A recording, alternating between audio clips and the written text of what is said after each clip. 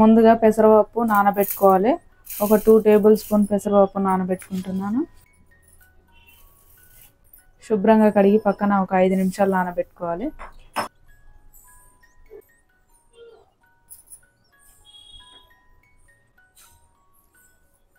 ఒక 5 నిమిషాలు నానబెట్టుకోవాలి. ముందుగా స్టవ్ ఆన్ చేసుకొని ఒక ప్యాన్ పెట్టుకోవాలి. ప్యాన్ హీట్ అయ్యాక నెయ్యి వేసుకోవాలి. నెయ్యి ఒక 2 టేబుల్ స్పూన్ వేసుకుంటున్నాను. నెయ్యి వేడయ్యాక ఇందులో పెసరపప్పు వేసుకొని ఫ్రై చేసుకోవాలి.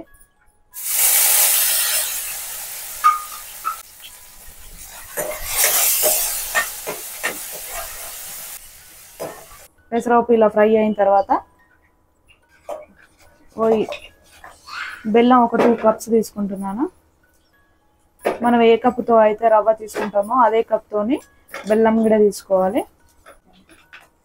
2 కప్పుల బెల్లం తీసుకున్నా. మనం చేసేది రవ్వ బెల్లపది కాబట్టి ఒక కప్పుకి 2.5 కప్పుల వాటర్ పడుతుంది. కరెక్ట్గా సరిపోతుంది. ఈ కప్తో బెల్లం తీసుకున్నాం కాబట్టి ఇదే కప్ తోటి ఇప్పుడు వాటర్ కూడా తీసుకోవాలి. 2 కప్పుల బెల్లం తీసుకున్నాం కాబట్టి 5 కప్పుల వాటర్ తీసుకోవాలి.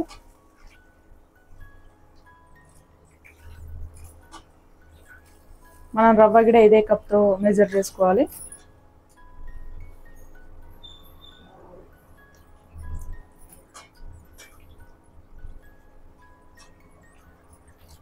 బెల్లం మొత్తం కరిగేదాకా మరిగించుకోవాలి వాటర్. బెల్లం మొత్తం కరిగాక 1 టేబుల్ స్పూన్ ఇలాచీ పౌడర్, 2 టేబుల్ స్పూన్ పచ్చి కొబ్బరి తురుమండి. ఇది మీరు పచ్చిది లేకపోతే ఒట్టి కొబ్బరి తురుము అయినా వేసుకోవచ్చు. ఇలాచీ పౌడర్ వేసుకోవడం వల్ల టేస్ట్ బాగుంటుంది, ఫ్లేవర్ కూడా మంచిగా వస్తుంది. ఇప్పుడు ఇందులో రవ్వ యాడ్ చేసుకుందాం.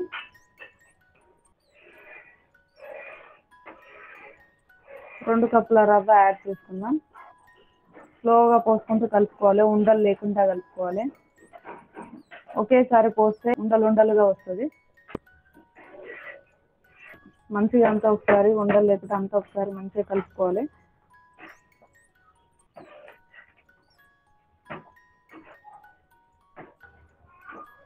ఈ కప్పుతో రవ్వ తీసుకున్నాము. 2 కప్పులకి 5 కప్పుల వాటర్ తీసుకున్నాము.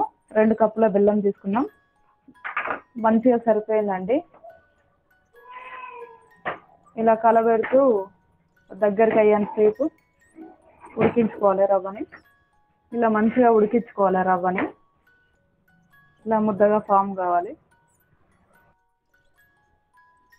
కన్సిస్టెన్సీ ఇలా వచ్చినాక స్టవ్ ఆఫ్ చేసుకోవాలి. ఇప్పుడు 3 టేబుల్ స్పూన్ నెయ్యి వేసుకుందాం. నెయ్యి వేసుకోవడం వల్ల మన చేతులకి అంటుకుంటూ ఉంటుంది. ఇదంతా బాగా మిక్స్ చేసుకోవాలి. ఒక 10 మినిట్స్ కొంచెం చల్లారనియాలి, లేదంటే చేయి కాలుతుంటుంది. చేయితోని మంచిగా ఇలా ఒక 2-3 నిమిషాలు కలుపుకోవాలి, మంచిగా సాఫ్ట్గా అయ్యేటట్టు. మీకు పిండి లూజ్ అయినా కానీ, ఈ రవ్వ ఇది లూజ్ అయినా కానీ ముద్ద మీరు కొంచెం అందులో బియ్యం పిండి కలుపుకోండి. ఫస్ట్ చపాతీల పీటకి ఇలా ఆయిల్ రుద్దుకోవాలి. మీ ఇష్టం పిండితోనైనా చేసుకోవచ్చు. ఇట్లా పెట్టి కర్రకి కూడా రుద్దుకోవాలి ఆయిల్. నెయ్యి అన్న ఆయిల్ మరి పల్సగా కాకుండా కొంచెం మందమే చేసుకోవాలి. ఇప్పుడు ఇలా గ్లాస్ తోటి ఇట్లా అంటే రౌండ్గా వస్తాయి.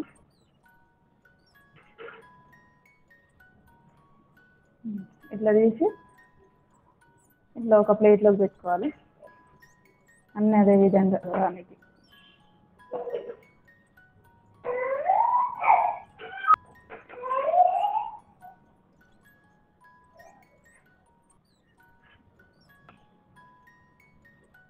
మళ్ళీ ముద్దగా ఫామ్ చేసి మళ్ళీ అదే విధంగా ఒత్తుకోవాలి. ఒక ప్యాన్ పెట్టుకొని డీప్ ఫ్రైకి సరిపడా ఆయిల్ పోసుకోవాలి.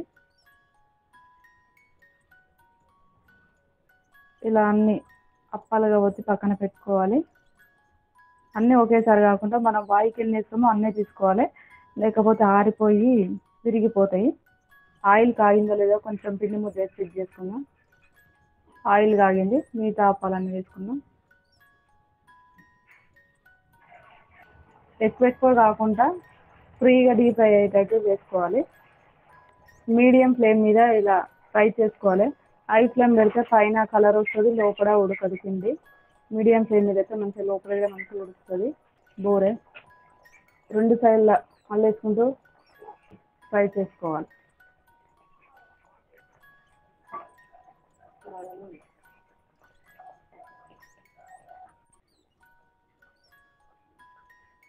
ఇలా టర్న్ చేసుకుంటూ ఇలా మంచిగా మీడియం ఫ్లేమ్ మీద ఫ్రై చేసుకోవాలి.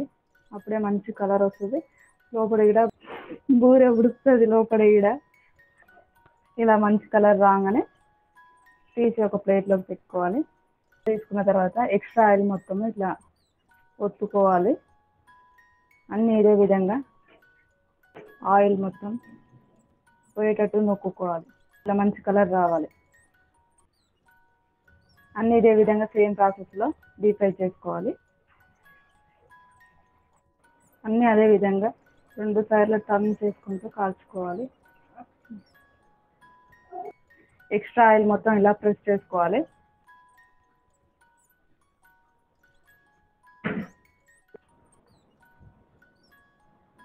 రవ్వ బూరెలు రెడీ అయిపోయాయండి.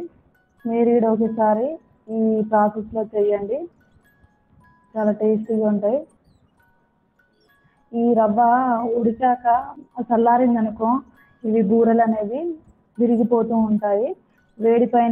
వేడి ఉన్నప్పుడే చేయాలి. ఒకసారి లోపల కూడా ఎలా ఉడికిందో చూపిస్తాను. ఒకసారి లోపల ఎలా ఉడికిందో చూపిస్తాను చూడండి. లోపల కూడా మంచిగా ఉడికింది. మా వీడియో కనుక మీకు నచ్చినట్లయితే ప్లీజ్ లైక్ చేయండి, సబ్స్క్రైబ్ చేయండి.